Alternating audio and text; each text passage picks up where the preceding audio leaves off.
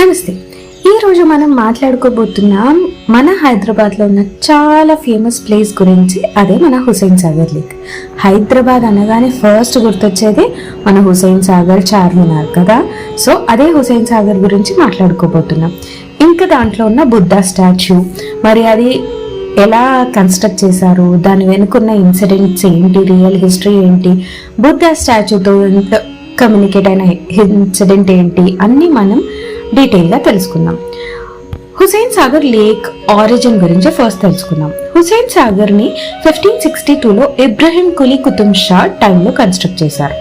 ఈ లేక్ని డిజైన్ చేసింది హుస్సేన్ షా వలీ, అందుకే హుస్సేన్ సాగర్ అని పేరు వచ్చింది. అప్పటికి హైదరాబాద్కి డ్రింకింగ్ వాటర్కి, ఇరిగేషన్కి బిగ్గెస్ట్ సోర్స్ ఈ లేక్ ని మూసీ రివర్ తో కనెక్ట్ చేశారు. హైదరాబాద్ అండ్ సికింద్రాబాద్ ని లింక్ చేసిన ఒక మంచి ల్యాండ్ మార్క్ ఇది. మరి లేక్ సరౌండింగ్స్ అండ్ ఇంపార్టెన్స్ ఏంటో తెలుసుకుందామా. లేక్ సరౌండింగ్స్ అంటే లేక్ పక్కన ట్యాంక్ బండ్ రోడ్ డెవలప్ చేశారు. ఇక్కడ 33 ఫేమస్ ఆంధ్ర ఇంకా తెలంగాణ పర్సనాలిటీస్ కి స్టాచ్యూస్ వేయబడ్డాయి. Necklace road, NTR garden, Lumbini park అన్ని హుస్సేన్ సాగర్ సరౌండింగ్స్ లోనే ఉన్నాయి. ఆయన టైంలో బ్రిటిష్ ఆఫీసర్స్, నవాబ్స్ అందరికీ ఇది ఒక ఔటింగ్ స్పాట్. ఈవెన్ ఇప్పటికీ హైదరాబాదీస్ కి ఔటింగ్ స్పాట్ అనేదాన్ని ఫస్ట్ గుర్తొచ్చేది మన హుస్సేన్ సాగర్.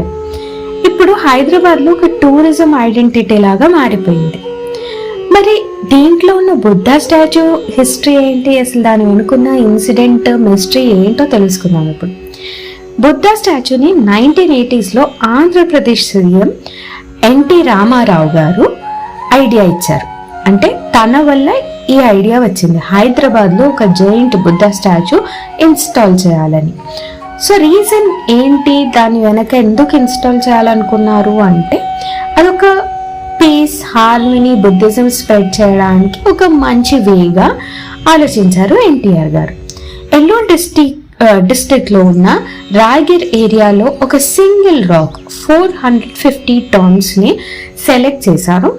200 స్కల్ప్చర్స్ కి ఆల్మోస్ట్ 2 years టైం పట్టింది ఈ స్టాచ్యూని కార్వ్ చేయడానికి. Height 58 feet, weight 450 tons, world's largest monolith Buddha statue ఇది. సో దీనికి ఒక యాక్సిడెంటెడ్ మిస్టరీ కూడా ఉంది. అదేంటో మీకు తెలుసా? ఇప్పుడు తెలుసుకుందాం.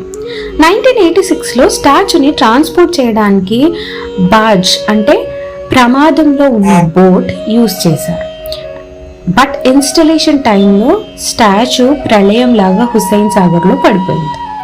2 years వరకు లేక్ లోనే ఉంది. చాలా ఇంజనీరింగ్ ఎఫర్ట్స్ తరువాత 1988లో స్టాచ్యూని సక్సెస్ఫుల్ గా రీఇన్స్టాల్ చేశారు. ఈ ఇన్సిడెంట్ హైదరాబాద్ లో ఒక చాలా ఫేమస్ మెమరీ లాగా ఉండిపోయింది. మరి ఇప్పుడు కరెంట్ ఎక్స్పీరియన్స్ ఏంటి?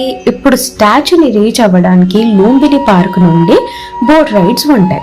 స్టాచ్యూ బేస్ లో బుద్ధా మెడిటేషన్ హాల్ కూడా ఉంది. నైట్ టైమ్స్ లో లైట్ లో చాలా బ్యూటిఫుల్ గా కనిపిస్తుంది. లేక్ పక్కన food courts, tank bund walks Hyderabad కి favourite hang out spot. Necklace road cycling, tank bund fire work shows special attraction. So ఇక్కడికి రీచ్ అవ్వడం ఎలా? బై బస్ అయితే tank bund, Lakdi Kapul, necklace road కి డైరెక్ట్ బస్ ఆర్టీసీ బస్సెస్ వస్తాయి. By train necklace road MMTS station, Lakdi Kapul MMTS station కి దగ్గర ఉంటుంది ఇది. బై మెట్రో రావాలి అంటే లక్డీ కపుల్ కానీ ఖైరతాబాద్ కానీ స్టేషన్స్ కన్వీనియంట్ గా ఉంటాయి. ఆటో ఆర్ క్యాబ్స్ అయితే ఈజీగా అవైలబుల్ ఉంటాయి. సో మీరు ఔటింగ్, సెల్ఫీస్ కోసం హుస్సేన్ సాగర్ కి వెళ్ళొచ్చు. కానీ ఇప్పుడు మీరు దీనికి ఉన్న history, Buddha statue incident, NTR vision అన్ని కూడా తెలుసుకున్నారు. హైదరాబాద్ లో ఉన్న ఈ ల్యాండ్ మార్క్ ఒక కల్చరల్ ఐడెంటిటీ లాగా మారిపోయింది. నెక్స్ట్ టైం మీరు అక్కడికి బోట్ లో వెళ్ళినప్పుడు ఒక్కసారి ఈ రియల్ స్టోరీని గుర్తు చేసుకోండి. మళ్ళీ కలుద్దాం. అప్పటి వరకు నమస్తే.